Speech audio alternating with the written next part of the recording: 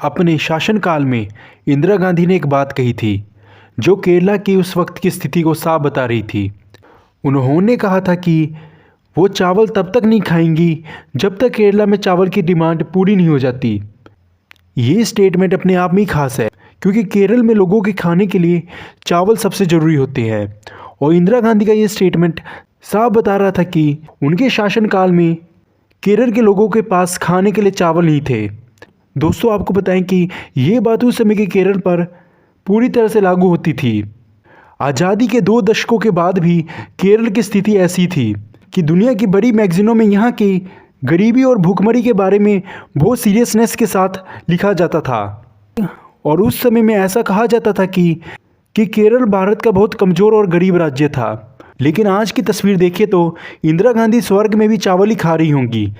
क्योंकि वही केरल आज सबसे डेवलप्ड राज्यों में से एक है। लेकिन आखिर ऐसा क्या हुआ जो केरल ने आज अपने आप को इस दौर में सबसे आगे खड़ा कर लिया है? तो आज इस वीडियो में इसी बारे में हम बात करेंगे, तो वीडियो को शुरू करते हैं। रबर, नारियल और मछली के लिए केरल पूरी दुनिया में प्रसिद्ध है, जहाँ समुद्री किनारा भी है और फ्रेश वाटर की सभी अच्छे रिसोर्सेज भी हैं। प्रगति की दी हुई हरियाली और रिसोर्सेज के दम पर आज केरल भारत के क्लीन राज्यों में से एक है। नीति आयोग 2019 में एक रिपोर्ट जारी की थी जिसके तहत केरल ने गरीबी, भूखमरी, education, clean water, renewable energy, gender equality जैसे 17 चीज़ों में खुद को ऐसा मैनेज किया है कि सरकार की तरफ से 75 पॉइंट्स के साथ केरल को इस रिपोर्ट में भारत का सबसे बेहतरीन राज्य माना गया है। आज केरला में करीब 96 लिटरेसी रेट है और वही जेंडर इक्वलिटी में भी केरल में 1000 पुरुषों पर 150 महिलाएं पाई जाती है। ये सब तारीफ के काबिल है, लेकिन ये सब हुआ 1980 के बाद। आप में से बहुत से लोग कहेंगे कि केरला आज इस लिस्ट में टॉप पर इसलिए है क्योंकि उसने सही समय पर अपने एजुकेशन और हेल्थ में बहुत ज़्यादा पैसा लगाया। तो दोस्तों, ये बात सच भी है क्योंकि जब 1956 में केरला राज्य बना और 1957 में केरला की गवर्नमेंट पहली बार सत्ता में आई, तब उन्होंने सबसे ज़्यादा एजुकेशन सिस्टम पर जोर देने के लिए एक नया बिल पास कराया।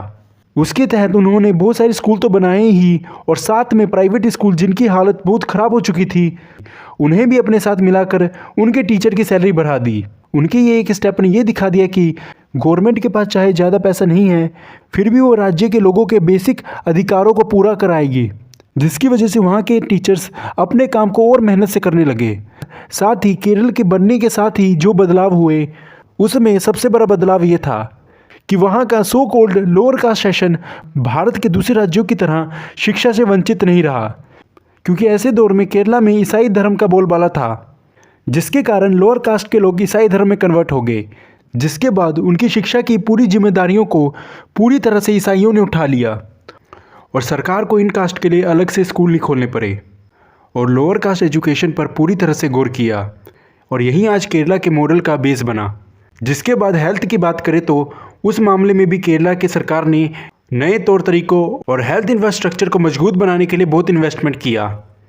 यही कारण है इस दौर में केरला की नर्सिस देश में सबसे बेहतरीन मेडिकल सेवा देने के लिए पहचानी जाने लगी। कम्युनिस्ट गवर्नमेंट का केरला को फ़ायदा ही हुआ कि उन्होंने बिना कास्ट या क्लास का फेवर ध्यान रखे पूरे राज्य के विकास पर फोकस किया। इन दोनों इन्वेस्टमेंट का केरला को आगे चलकर फ़ायदा कैसे हुआ वो समझते हैं। 80 से 90 के दौर में केरला का पर कैपिटा इनकम भारत के एवरेज पर कैपिटा इनकम से 20% कम थी और 90 से 2000 के बीच में केरला का यही आंकड़ा भारत के पर कैपिटा इनकम के बराबर हो गया। पर हैरानी तब हुई जब केरला ने 2017 में इस आंकड़े में खुद को ऐसे रखा कि केरला का पर कैपिटा इनकम पूरे भारत के पर कैपिटा इनकम से 60% ज़्यादा हो गया। इस ग्रोथ के पीछे का कारण बिल्कुल साफ था, केरला में डोमेस्टिक डिमांड का बढ़ना और दूसरा था केरला का एजुकेशन और हेल्थ सेक्टर जैसी चीज़ों में इन्वेस्ट करना। इसका मतलब ये हुआ केरला का एग्रीकल्चर इतना बेहतरीन हो गया कि पूरे दुनिया में कोकोनट और रबर जैसी महंगी गुड्स को बेचकर अमीर होने लगा।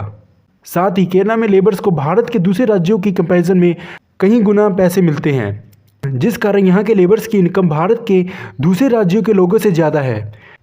जिससे वो अपने राज्य में बनने वाली चीज़ों को ज़्यादा कंज्यूम कर पाते हैं। इसी कारण डोमेस्टिक डिमांड बढ़ने लगा। लेकिन अब अगर देखें एजुकेशन सेक्टर में किए गए इन्वेस्टमेंट का, तो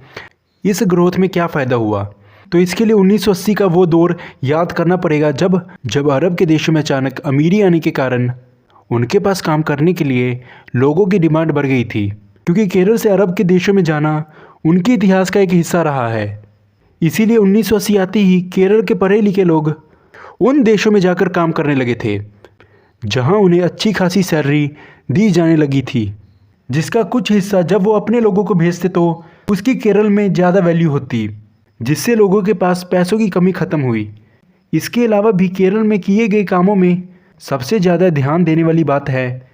फ्यूचरिस्टिक थिंकिंग की बात करें तो टेक्नोलॉजी के मामले की बात करें,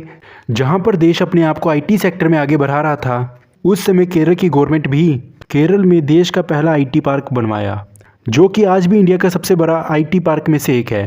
ये बात इसलिए गौर करने वाली है दोस्तों, क्योंकि ग्लोबल टेक्नोलॉजी के मामले में भी केरल शुरुआत से ओपन रहा, जो उसकी सक्सेस का एक और बड़ा कारण है। जहां की सारी लिस्ट में टॉप करने के बावजूद इस सदी के तीसरे दशक में प्रवेश करते ही केरल की कुछ चिंताएं भी बढ़ गई है, जिसमें घटते पॉपुलेशन ग्रोथ रेट एक बहुत बड़ी चिंता है, क्योंकि आज केरला में 60 वर्ष से ज़्यादा की उम्र के लोगों की संख्या ज़्यादा हो चुकी है, जहां पूरे भारत की पॉपुलेशन ग्रोथ 17 के करीब है और वहीं केरल में ये रेट 4% के आसपास है, जिसका असर केरल को आने वाले 20 सालों में देखने को मिलेगा। क्योंकि राज्यों में बुजुर्गों की संख्या ज़्यादा हो जाएगी तो सरकार को ज़्यादा पेंशन देनी पड़ेगी, जिससे गवर्नमेंट को दबाव आएगा, साथ ही में पावर भी घट जाएगा, जिससे जो प्रोडक्शन और लेबर जो केरला में है वो आगे केरला में नहीं होंगी, जिसकी वजह से केरला में पर कैपिटा इनकम में फिर से कमी आएगी। इसके अलावा केरला ने अपनी डेवलपमेंट में एक और गलती करी है, जिसका हर्जाना भी केरला को आने वाले टाइम में झेलना पड़ेगा। केरला ने एंटरप्रेन्योरशिप और बाहरी इन्वेस्टमेंट में इतना ध्यान नहीं दिया, जिस कारण केरला में अनएम्प्लॉयमेंट आने वाले समय में बढ़ सकती है। लेकिन खैर, केरला हर मूवमेंट में अपने आप को बेहतर बनाता है, तो इसलिए हम आशा कर सकते हैं कि इस आने वाली प्रॉब्लम के लिए भी केरला के पास बेहतरीन सोल्यूशन होगा। तो दोस्तों, इसी के साथ इस वीडियो का एंड होता हुआ, इस वीडियो में आपने जाना कि कैसे केरला एक गरीब स्टेट से इतना सक्सेसफुल स्टेट बन गया, जो कि आज भारत के टॉप स्टेट्स में से एक है। तो दोस्तों, इसी के साथ इस वीडियो का एंड होता हुआ, अगर आपको ये वीडियो पसंद आई तो वीडियो को लाइक करें, चैनल को सब्सक्राइब करें। जय हिंद, वंदे मातरम।